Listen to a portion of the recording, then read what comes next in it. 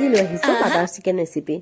ঠাণ্ডাত সকলোৰে প্ৰিয় এই ৰেচিপিটো বনাবৰ কাৰণে মই 500 গ্ৰাম মানে চিকেন ললোঁ মই মাংসখিনি প্ৰথমতে অলপমান নেমু খানি প্ৰায় 10-15 মিনিট কাৰণে ৰাখি দিম তাৰ পাছত অলপ দিম মই দৈ তাতে দিলোঁ অলপ আদা নহৰুৰ পেষ্ট নিমখটো মই সোৱাদ অনুসৰি দিছোঁ মানে আন্দাজ কৰি দিব চিকেনখিনি যিমান লয় তাৰ ওপৰত লগতে দিলোঁ অলপমান চিকেন মছলা আৰু 2 চামুচমান দিছিলোঁ মানে red chilli powder Kashmiri red chilli পাউডাৰটো দিব এতিয়া কালাৰটো অলপ ভাল হয় এতিয়া দেখিছে মই প্ৰায় 2 ঘণ্টামানৰ কাৰণে এইখিনি মানে ৰাখি দিছোঁ আপোনালোকে ফ্ৰিজতো ৰাখিব পাৰে বা বাহিৰত ৰাখিলেও হ'ব দেখিছে এটা কেৰাহীত মই টুকুৰাকে বিলাহী লৈছোঁ অলপ আদা নহৰুৰ পেষ্ট অলপ নিমখ দুটামান কাজু আৰু দুটামান মানে পিয়াজো সৰু সৰুকৈ কাটি লৈছোঁ আৰু লগতে দিছোঁ অলপ চিকেন মছলা আৰু দুটামান তেজপাত মানে গৰম মছলাত আপোনালোকে যি দিয়ে লং ইলাচি বা এনেকৈ যিটো আপোনালোকে ভাল পায় দি লগতে অলপ পানী দি এইখিনি সিজিবৰ কাৰণে মই ৰাখি দিম ইয়াৰ পাছত মই অলপমান ঢাকনাখন মাৰি দিম যাতে এইখিনি সোনকালে সিজি যায়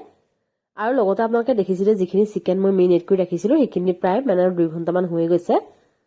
এইখিনি মই এতিয়া এখন পেন লৈ তাত মই অলপমান বাটাৰ দি এইখিনি ড্ৰাই ৰ'ষ্ট কৰি ল'ম বহুত বেছি বাটাৰ নিদিব অলপমান দি এনেকৈ মানে শুকানকৈ ভাজিব তেতিয়া অলপ ভাল লাগে আৰু আপোনালোকে যদি ভাবে এইখিনি অলপ অতিজিত বেক কৰি লওঁ তেতিয়াও পাৰে আৰু দেখিছে এখন কেৰাহীত মই বাটাৰ ললোঁ আৰু যিখিনি মই বিলাহী পেষ্ট বনাইছিলোঁ সেইখিনি অলপমান ঠাণ্ডা হ'বলৈ দি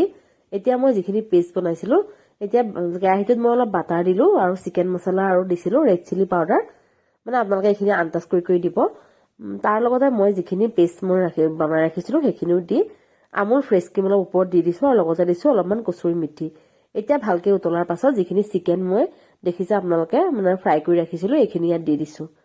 চিকেনখিনি বহুত বেছি মছলা দি ফ্ৰাই নকৰিব তেতিয়া জ্বলি যায় যদি আপোনালোকে স্মোক ফ্লেভাৰটো আনিব বিচাৰে তেতিয়াহ'লে অলপ গেছত সেকি দিব এনেকৈও বহুত বেছি টেষ্টি হয় এই ৰেচিপিটো গতিকে এবাৰ নিশ্চয় ট্ৰাই কৰি চাব এই উইণ্টাৰ ছিজনত আপোনালোকে যিকোনো ৰুটি বা নানৰ লগত ট্ৰাই কৰিব পাৰে ৰেচিপিটো কেনেকুৱা লাগিলে জনাবলৈ নাপাহৰিব আৰু যদি আজিলৈ মোৰ চেনেলটো ছাবস্ক্ৰাইব কৰা নাই প্লিজ ছাবস্ক্ৰাইব কৰি দিব আৰু যদি আপোনালোকে ফেচবুকত চাই ফলো কৰিব